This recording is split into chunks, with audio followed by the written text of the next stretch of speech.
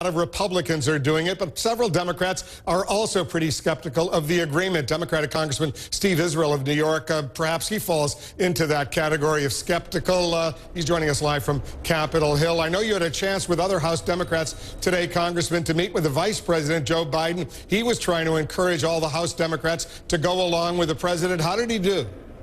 Well, he made as persuasive a case as he could. In fact, Wolf, the Vice President began his presentation by admitting that he had been skeptical going into this, and he understood why many of us remain skeptical. Full disclosure, I was skeptical at the beginning. I read the Joint Comprehensive Plan of Action last night. There was nothing there that really alleviated my skepticism. But this is the beginning of a 60-day process.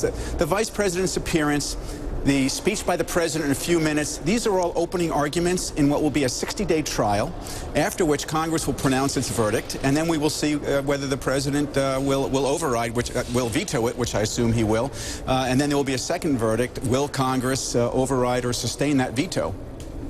What's your biggest concern, Congressman?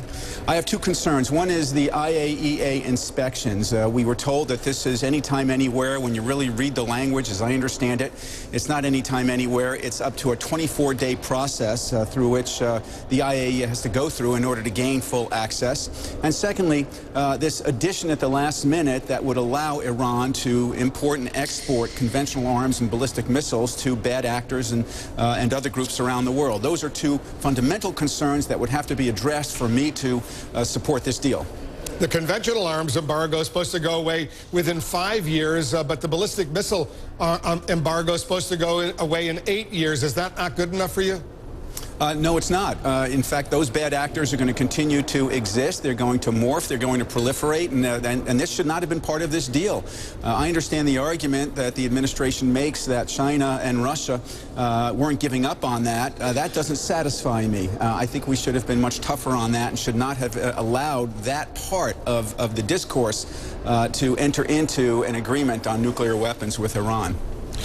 Based on what you know right now, and you're a pretty good head counter in the House of Representatives, assuming almost all of the Republicans in the House, and they're the majority, vote against it, there's a majority, the president vetoes that, you need a two-thirds majority to override a veto. You think the president will have enough Democrats to back him to keep this deal alive? Well, it's really too early to say. This is why I fought so hard with others to have this 60-day review period so that we would be able to take the time necessary to make a judgment on the deal and not based on the politics of whether there would be a veto or not. My sense is, based on my conversations with my colleagues on both sides of the aisle, it's going to be very close in both the House and the Senate. If they're both on approving or disapproving the deal and then on a veto. The president needs 145 votes to sustain a veto in the House. He needs 34 votes to sustain a veto in the Senate. I believe in both chambers it's going to come right on the cusp.